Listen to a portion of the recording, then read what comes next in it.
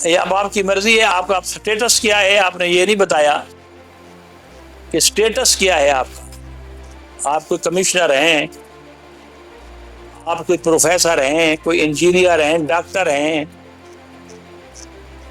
یہ میجر عدالتیں پھر کرتی ہیں کہ آپ کا سٹیٹس کیا تھا۔ آپ ایڈوکیٹ ہیں، جو بھی آپ کا سٹیٹس ہوگا آپ اس کے تحت ایک دعویٰ کریں گے سول کورٹ میں، اس میں پھر آپ ہیڈ بنائیں گے نمبر 1 مینٹل ٹارچر، کہ اس کے ان فقرات سے، ان الفاظ سے مجھے مینٹل ٹارچر ہوا ہے، اس کے لیے میں 2 کروڑ روپیہ اس کی میجرمنٹ میں یوں کرتا ہوں، مجھے 2 کروڑ روپیہ دلایا جائے۔ پھر سٹیٹس کے بارے میں کہ میں یہ ایڈوکیٹ تھا، میری پہلے اتنی انکم تھی، ان کی اس خبر سے، ان کی اس طرح بولنے سے میری کلائنٹیج گھٹ گئی، مجھے بہت نقصان پہنچا، جو فزیکل مونیٹری لاس تھا مجھے اتنا تھا، اس کے لیے میں 3 کروڑ کا یعنی اس کو اسیسمنٹ کرتا ہوں۔ تو اس طرح یہ جو جب آپ عدالت میں جائیں گے تو عدالت یہ چیز دیکھتی ہے۔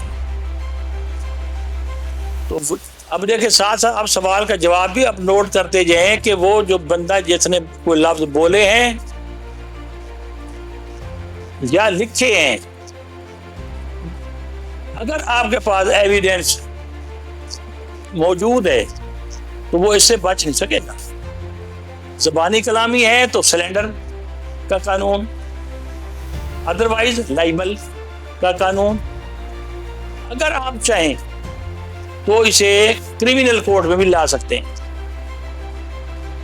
499 ریڈ ود 500 CRPC یا PPC پاکستان پینل کوڈ، اس کے لیے اس کو کم از کم 2 سال کی قید بھی ہوگی۔ تو یہ جو آ جاتے ہیں نا جی ٹی وی پر بیٹھ کے آ کے اور فکرے کس دیتے ہیں اور بڑی بڑی باتیں کر رہے ہوتے ہیں، تو آپ یہ سمجھ لیں کہ اگلا بندہ برداشت کرتا ہے یا چھوڑ دیتا ہے، کہتے ہیں میں کچھ نہیں کرتا چھوڑو، ایسی بات نہیں ہے۔ اس لیے بچ جاتے ہیں، ورنہ قانون موجود ہے، قانون کو آپ نے صرف حرکت میں لانا ہے۔ ہمارے ملک کا جو قانون ہے وہ کوڈیفائیڈ ہے۔ کوڈیفائیڈ کا مطلب ہوتا ہے ضابطہ جاتی، یعنی ان رائٹنگ، ایک کتاب لکھی ہوئی ہے، عام شہری جو وکیل نہ ہو، جو قانون دان نہ ہو، وہ اٹھائے، اس میں دفعہ بھی موجود ہے، اس کی سزا بھی موجود ہے۔ اسی طرح ہمارا CPC سول پروسیجر کوڈ وہ موجود ہے، دعویٰ کس طرح ہوگا، جواب دعویٰ کس طرح دیا جائے گا، ایویڈنس کس طرح ہوگی، کسی نے اگر آپ کو کوئی ہرٹ کیا ہے، آپ کی فیلنگ ہرٹ ہوئی ہے تو اس پر آپ کتنا دعویٰ کر سکتے ہیں، سارا کچھ جو ہے وہ لکھا ہوا ہے۔ ہاں کوئی شخص اگر چپ کر جائے، وہ اس چیز کو نہ لے اس طرح، وہ ایک علیحدہ بات۔ اب یہ وہ انکر پرسن، وہ سوشل میڈیا والا، وہ پرنٹڈ میڈیا والا یہ نہ سمجھے کہ وہ مدر پدر آزاد ہے، وہ جس طرح چاہے جو بولے وہ بول سکتا ہے۔ نہیں، اب آپ یہ دیکھیں کانسٹیٹیوشن پاکستان کے تحت ہر بندہ اس کا، وہ پاکستان کا شہری ہے، اس کی عزت، مال، جان وہ برابر ایکول سلسلہ ہے۔ آپ یہ نہیں کہتے وہ دیکھیں جی وہ تو خاکروب ہے اور میں گورنر ہوں، نہیں، اس طرح کا سلسلہ دماغ سے ہی نکال دیں۔ ہاں یہ ضرور ہے کہ کسی کو مواقع نہ ہو، کسی کو وہ اتنا ٹائم نہ ہو، اتنا پیسہ نہ ہو، اتنا کہ وہ، حالانکہ انسان خود، آپ اس ملک کے شہری ہیں، آپ خود کیس لڑ سکتے ہیں، وکیل کی ضرورت نہیں ہے۔ ہاں البتہ گائیڈنس لے لیں کہ کس کورٹ میں دعویٰ دائر ہوگا، صورتحال کیا ہوگی، اور یہ اسٹیجز کیا ہے، دعویٰ کس طرح لکھنا ہے، وغیرہ وغیرہ، وہ سارا نظام کروا کے باقی کوئی شخص یہ دماغ سے نکال دیں کہ جناب وہ فلاں کا سٹیٹس یہ ہے، فلاں جناب وہ پرنٹڈ میڈیا والا ہے، وہ یوں کر سکتا ہے، یہ اس کے پاس سارے ڈرتے ہیں جی کیونکہ اخبار والا ہے۔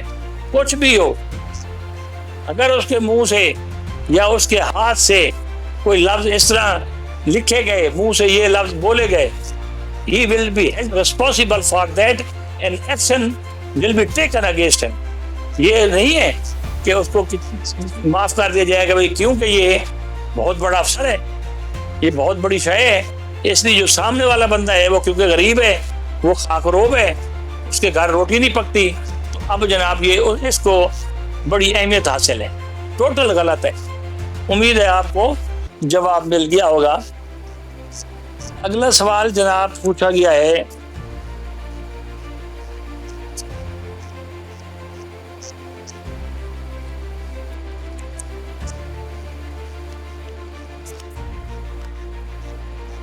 یہ سوال ہے جناب کہ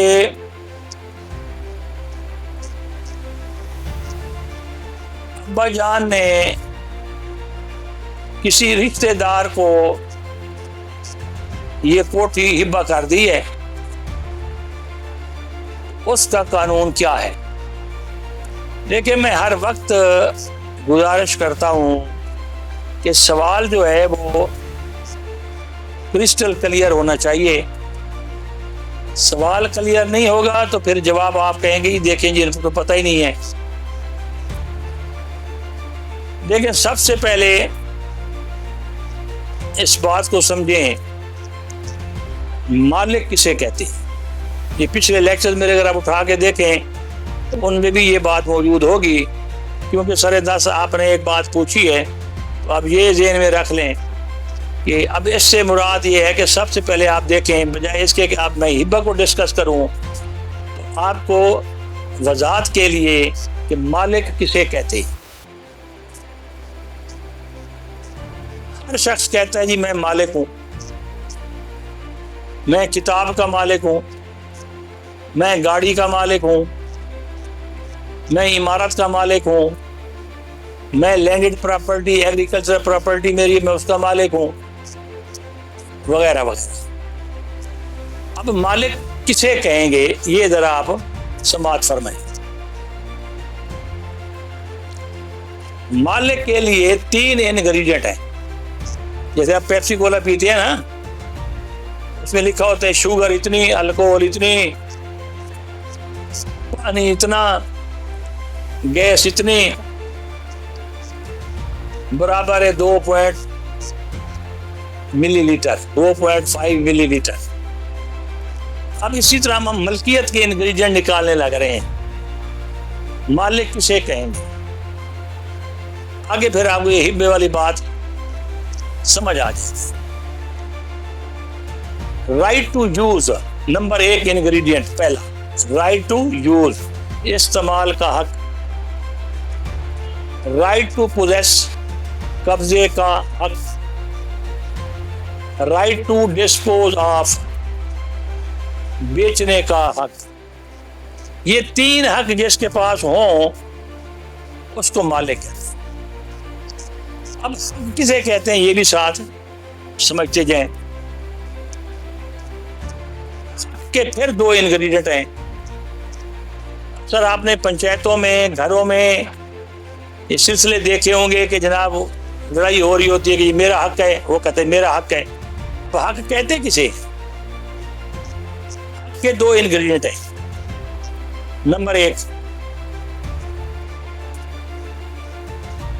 این انٹرسٹ، کوئی مفاد ہو۔ نمبر 2 پروٹیکشن بائی اسٹیٹ، ریاست وقت اس کا تحفظ بھی کرے، تب حق آپ کا کہلائے گا۔ اب میں حق کے لیے ایک مثال پیش کرتا ہوں، وہ آپ کو ملاحظہ فرمائیں۔ ایک شخص مزدور ہے، وہ بھٹے پر سارا دن اینٹیں اٹھاتا ہے، شام کو اس کو مزدوری ملتی ہے اور وہ واپسی پر ایک شراب کی بوتل لیتا ہے، لیکن پولیس والے اسے دھر لیتے ہیں۔ وہ چیز ہے کہ آپ لوگوں کا دماغ خراب ہے. میں مزدور ہوں, میرے ہاتھوں میں چھالے ہیں, میں نے خود مزدوری کی ہے, آپ مجھے گرفتار کریں. وہ پولیس والے کہیں گے کہ آپ کو تعزیرات پاکستان کے تحت اس کی سزا ملے گی. تو آپ دیکھیں اس کا حق تھا, مزدوری اسی کی تھی, لیکن اس کو ریاست وقت نے تحفظ نہیں دیا. اب وہی مزدور جیل چلا جائے. ٹھیک ہے, اب آپ دیکھ لیں جی, right to use, right to possess, right to dispose of, یہ 3 انگریڈینٹ بنے تو مالک بنے. اب جو مالک ہے وہ جس کو چاہے اپنی جائیداد دے دے. مثلاً اس کے 8 بچے ہیں, وہ ایک بچے کو چاہے اپنی جائیداد دے دے. ساتھ یہ نہیں کہہ سکتے کہ یہ بے انصافی ہو گئی ہے, یہ ابا جان دوزخ میں سڑیں گے, یہ کیوں کیا ہے. نہ دین روکتا ہے ابا جان کو, نہ قانون روکتا ہے, کیونکہ مالک ہے وہ. مثلاً وہ 8 بچے اس کے تھے, کسی کو بھی نہ دیتا, وہ خود بیچ کے کھا جاتا, تو بچے کچھ کر سکتے ہیں نہیں, کیونکہ وہ مالک تھا. اس لیے ایک مالک جب بھی چاہے, جس وقت چاہے, وہ اپنی جائیداد ڈسپوز آف کر سکتا ہے. اب آپ نے لکھا جی رشتہ دار کو کر دی ہے, تو اس میں پھر حالات واقعات دیکھے جائیں گے. اس میں سپریم کورٹ کی رولنگز بھی ہیں کہ اس کی نیت دیکھی جائے گی, میلا فائڈی, کہ اولاد کی پھر موجودگی میں وہ رشتہ دار کون تھا, اس کی ضرورت کیوں پیش آئی, وجہ کیا تھی, آیا اولاد نافرمان تھی یا وہ بدنیت تھا, کیا ضرورت حالات واقعات پیش آئے.